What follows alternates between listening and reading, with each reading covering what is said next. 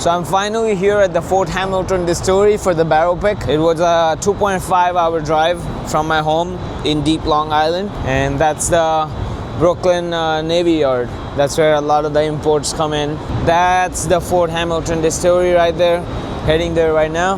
Hopefully get to taste some good barrels. We're picking a 9-year barrel, I think, Continental Series. This is actually my first time picking a barrel in New York City. I've picked some barrels in Long Island, upstate New York, Long Island Distillery, and then in upstate I picked with Hill Rock, but never picked in Brooklyn, so it's a unique experience. I come here for business a lot, but never had to pick a barrel in Brooklyn. I've got my mom here with me, helping me pick some barrels. She has to leave soon, so hopefully we get to tour the distillery together, show her the distillery, and then she'll be heading out. Okay, there it is. I see my distillery, and I see one I know one. Hey, is Alex here? Are you here for a tasting today? Yeah. Yeah, so right over here. We'll be back in a couple minutes. Sure. So you want a little background? Sure. You want to walk and talk? Yeah, of course. All right, I'll give you the whole spiel. So I'm Alex. I'm the co-founder of the Fort Hamilton Distillery, along with my wife, Amy. Oh, wow. She's right there. She's the other half of the equation. We're based in Industry City, in Sunset Park, Brooklyn, very historic part of Brooklyn. These buildings were put up in the late 1800s, giant industrial spaces, which is now this sort of thriving hub of creativity. You've got people like me distilling, you've got breweries, you've got a sake brewery, beer breweries down here, lots of stores, lots of bars, lots of restaurants, lots of activity. And we are a business that obviously creates spirits, and then we also have a tasting room where we make cocktails, have beer, wine, non-alcoholic options, if you like that sort of thing. We can cater for that.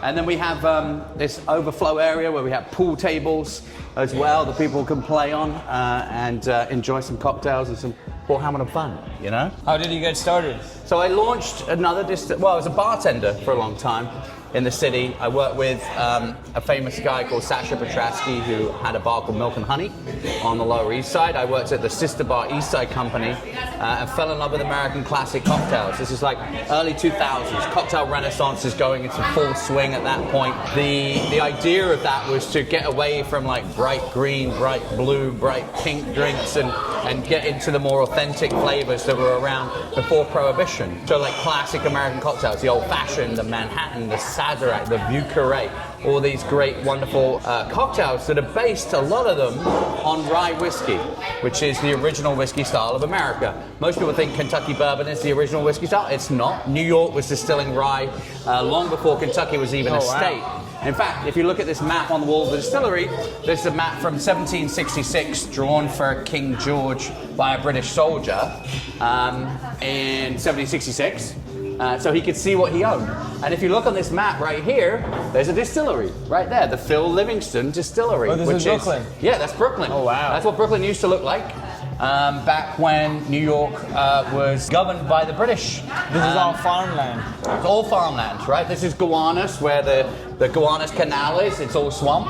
This is Red Hook, where we built the Widow Jane Distillery. And you've got that Lower Manhattan is built up to not even where Canal Street is now. Hard to imagine. Yeah, and then above that is all farmland too. So when Alexander Hamilton said it's quiet uptown, that's what he meant. He meant it was just all farms. 25 years ago, barely any rye whiskey was being produced in America. It had fallen completely by the wayside as Prohibition killed all the distilleries in the Northeast that were making amazing rye whiskey, like that one, in the 1700s. And corn subsidies, more government legislation which encouraged people to distill whiskey using corn. And what is corn whiskey? Bourbon. So ultimately, bourbon became the biggest whiskey in the 20th century in America, but not because it was better than rye, but because the government legislated rye out of existence, basically. So what I wanted to do was recreate that original whiskey style of America, New York rye whiskey, so that we could then have the most authentic cocktails on planet Earth. And then a friend wanted to open a distillery in Red Hook, so we built and launched the Widow Jane Distillery in 2011. Part of that was sourcing whiskey from Indiana. So I flew to Kentucky and Indiana a few times and helped find whiskey down there. And on one of those trips, I met Drew at Willett, who pulled out a bottle of rye from 1909, Monongahela rye, so a style of rye that had no corn in it. And And that was the style of rye that was being made right here in Brooklyn in the 100% 1700s. No, it would have been rye and malted barley. Okay. So Monongahela rye, somewhere between 90% rye, 10% malted barley, 80% rye, 20% malted barley. Somewhere in that range. And so I tasted it and I was like, why are we not making this whiskey anymore? Yeah. So I quit Widow Jane and started figuring out Fort Hamilton. I went back to bartending, and then in 2020, pandemic happened.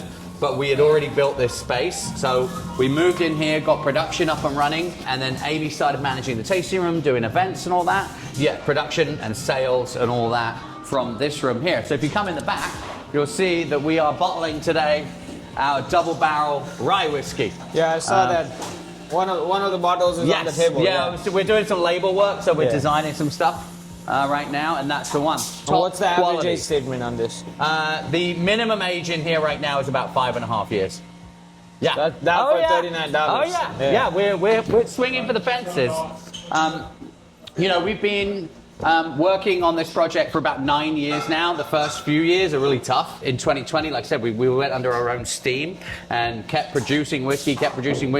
More recently, we've released our gin that's distilled with fresh watermelons and fresh cucumbers, because the Battle of Brooklyn started in a watermelon patch 1 block from here. So we use that sort of history as inspiration for the brand and the stories and the flavors that we use. You want to make a bottle of whiskey? Oh yeah. Yeah? All right, let's see. All right, grab that bottle, and then you're going to shove it up on there. Yeah. Oh, my camera work needs some help. There you go. Yeah, good. Let it sit. Oh wow. My first ever whiskey, Phil. Okay, there you go. I didn't do this. You know what? Because they don't want to tell you the truth and show you all the inside tips and tricks. We are very transparent. We'll tell you everything that's going on, how we do it, why we do it. No problem. All right, pull the bottle towards you. That's great. And then... Wow. Yeah, that's the good stuff. What's next? Take a cork and put it in the top. I guess he's fixing the machine right now. So. Put it in. I just wanted to let you know. But you want to auto? Do it by auto? Oh, all right. Wait. You got to tighten it up first. You think that's going to work? Just like that? Yeah. All right, I don't want anyone getting hurt. Push it. Ooh, oh, wow. There you go. That's my first bottle of whiskey. There you go. Well, you haven't finished yet. Come over in. All right.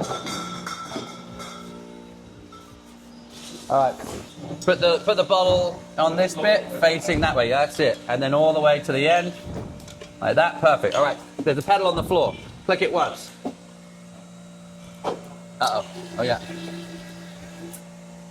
Bingo. All right, let's see. Nice. That's the spirit. Okay, now you made a bottle of whiskey. There you go. That's my first bottle of whiskey. Yeah, all right. Very cool. So let us go next door and taste some whiskey. Sure. Sound good? Yeah. Let's do it. All right, so this is our setup today. We got you lined up with these 4 barrels that we just looked at. They're all the same age. We can taste through the other stuff too if you want, but I figure you're here for a barrel pick, so maybe we focus on that first, right? I would like to taste some gin. Okay. That's my favorite. You know what? Here, let's taste that before you get into that. Sure. I don't want to blow your taste buds out too much. Where does the name Fort Hamilton come from? So Fort Hamilton is an army base at the foot of the Verrazano Bridge, which is the last functioning army base in New York City, actually. It's where the British landed to quell the American Revolution, unsuccessfully, as we now know. You know, when I started distilling whiskey in 2016, we had to have a name for the brand, ultimately, and I was, bartending at Maria at the time, and I would scribble whiskey names down furiously on my subway ride home at 1 a.m. They'd all be pretty terrible. And then I get off the subway at Fort Hamilton Parkway, which is our subway stop in Brooklyn, and think to myself, Fort Hamilton, that's a pretty good name. What's that all about? So I Google Fort Hamilton. It's like, oh, this is where the British landed to quell the Revolutionary War. We're making this Revolutionary War style of rye whiskey. So it kind of all added up like that.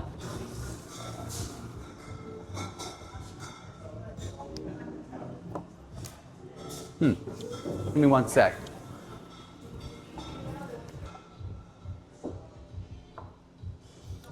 Wow. There's some like red fruit on there. Is it possible that I'm tasting like chocolate and straw and raspberries, things like that together. It's a clean finish, but it is a little drying on the tongue. It's super bright. A long finish. Yeah. And it's on the drier side for a bourbon. Yeah. Definitely drier finish.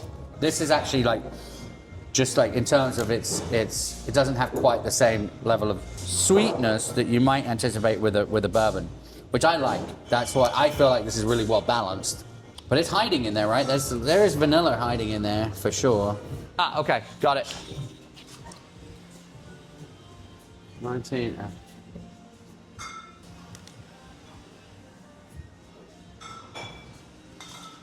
So actually, these barrels are going to be 8 years old on November the 17th. 21st, no? November the 21st, yes. November the 21st is when they're turning 8 years old.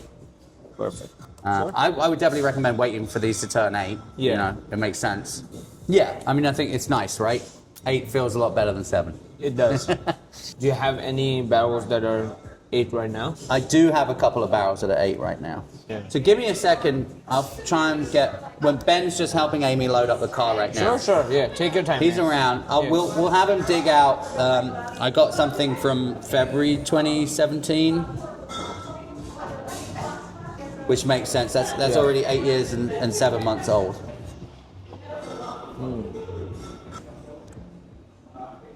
How do you get so many notes? I'm still learning. I just write down whatever goes in my head. It's got that sort of honey brulee note on the nose. Yeah, and brown sugar. Yeah, brown sugar. And then that actually transfers through to the palate really, really well, I find. This actually tastes like it smells. Very buttery too. That's a really good, solid whiskey right there. That's really well balanced. Yes, I am. You know what I realized? That these barrels are almost 8 years old. Oh. We want it, which is fine, Okay. but we also would like to take a look at these. Are they anywhere close? I think, but some of those might be 24. I gotta double check. Okay, double check. 162, 24-0162, 24-0163. But just grab me and then I'll double check everything. Okay. All right, he's going to start working on that, so we should find those in the near future. So you have like a rick house, warehouse? Yes, here, come with me. I'll show you. So we have a couple of storage spots in Brooklyn. Yeah, you can see we've got a whole bunch of barrels back here that were stored. And that's where Ben's going to come and try and fish out your barrels from. So yeah, we have a whole bunch of barrels that we store here in Brooklyn. And then we have a whole bunch of barrels that we store at With ball. which is where we distill a New York bourbon. In fact, we were there yesterday, so we just got some fresh pictures of all the barrels. Yeah. So my notes so far Because it shouldn't take on long. the tasting That'd be amazing. are But, right here. Slow down, guys. 28. No, it's not juicy though. It's not juicy? There's not a lot in it. Okay. Let's give it a taste. Alright. Oh, yeah. Let's see. So this one doesn't have much in it. So it's a really short barrel. Short barrel. Oh my god, this is good though. Yeah, but that's always the way though, isn't it? The ones with none in it Right. taste better. Distiller's conundrum. This industry is very hard to be in. Especially distilling yourself is like a challenge. Whoa. That's good. Distilling is a challenge. Okay, I'll taste the other one. Maybe I'll get more juice out of it. Maybe. All right, let's taste the other one. This was the point where my camera died, unfortunately, and I had to charge it. But this was the best tasting barrel out of all of the barrels that I tasted there. It was an 8 years, 11-month barrel, and that's the one that we picked there. The short barrel that we saw earlier also was phenomenal, so that's getting bottled in November. after having some great cocktails at Fort Hamilton, it was time to leave. But that's what it's all about. So, you know, that's what we want to do, and then hopefully that will drive people to our website too, and like you said, to raise brand awareness. But what you'll see is around the internet, little corners of Instagram where people care about whiskey, they've heard about Fort Hamilton now. Slowly but surely, you know, slow and steady wins the race. Makes sense. That's the way we feel about it. Thank you, brother. Thank you, Arnab. Thank Absolute you. pleasure. All right, don't forget your bottle, and we will continue this. That was probably one of the longest barrel picks I've had. But a lot of good conversations, a lot of good stuff. Back to Brooklyn now, heading home. Thank you for watching, guys. Like and subscribe if you like this video, and get the Fort Hamilton barrel pick link in the description at whiskeylibrary.com.